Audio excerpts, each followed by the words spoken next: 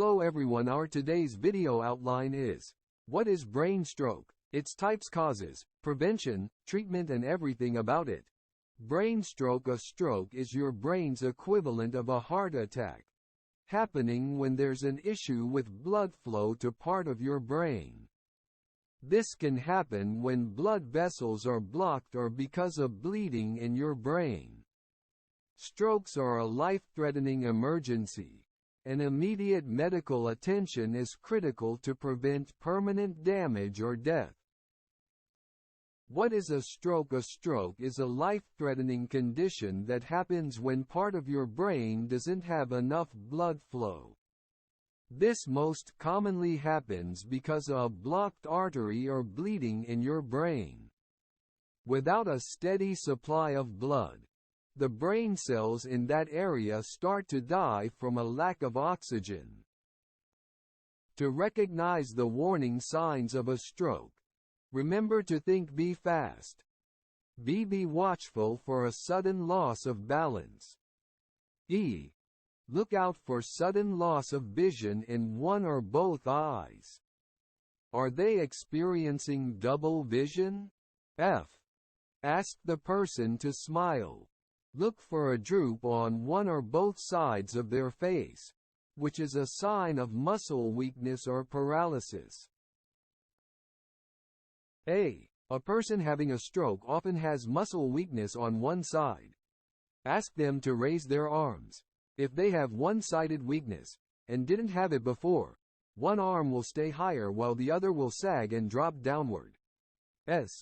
Strokes often cause a person to lose their ability to speak. They might slur their speech or have trouble choosing the right words. Time is critical, so don't wait to get help. If possible, look at your watch or a clock and remember when symptoms start. Telling a healthcare provider when symptoms started can help the provider know what treatment options are best for you. Anybody can have a stroke, from children to adults, but there are some people who have a greater risk than others. Strokes are more common later in life. About 2/3 of strokes happen in people over age 65.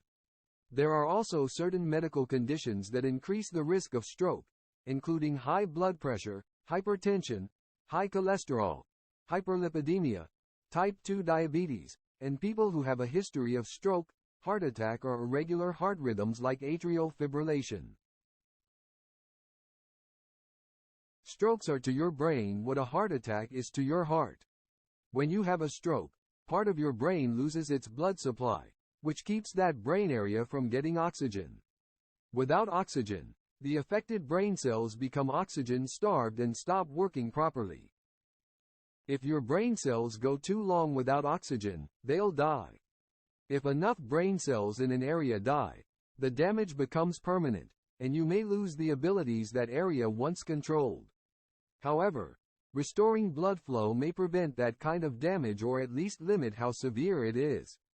That's why time is critical in treating a stroke. Types of stroke. There are two main ways that stroke can happen. Number 1 is hemorrhage, and number 2 is ischemic.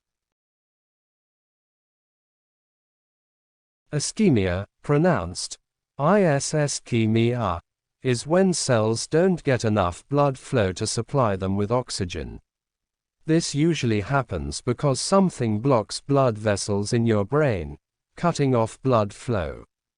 Ischemic strokes are the most common and account for about 80% of all strokes.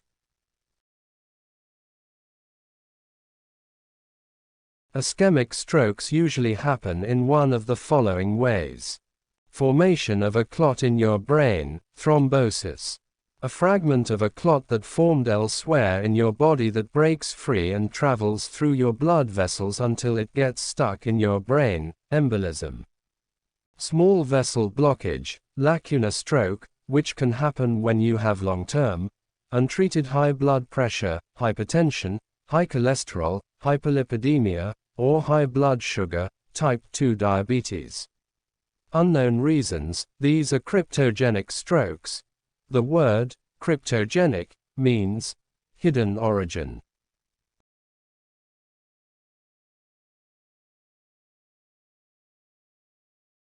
Hemorrhagic, pronounced hem or ajic, strokes cause bleeding in or around your brain.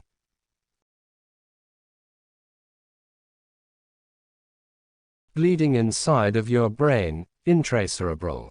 This happens when a blood vessel inside of your brain tears or breaks open, causing bleeding that puts pressure on the surrounding brain tissue.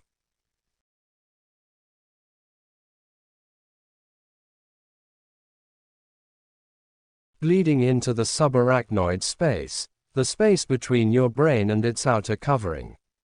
The arachnoid membrane, a thin layer of tissue with a spiderweb-like pattern on it, surrounds your brain. The space between it and your brain is the subarachnoid space. Sub means under. Damage to blood vessels that pass through the arachnoid membrane can cause a subarachnoid hemorrhage, which is bleeding into the subarachnoid space, putting pressure on the brain tissue underneath.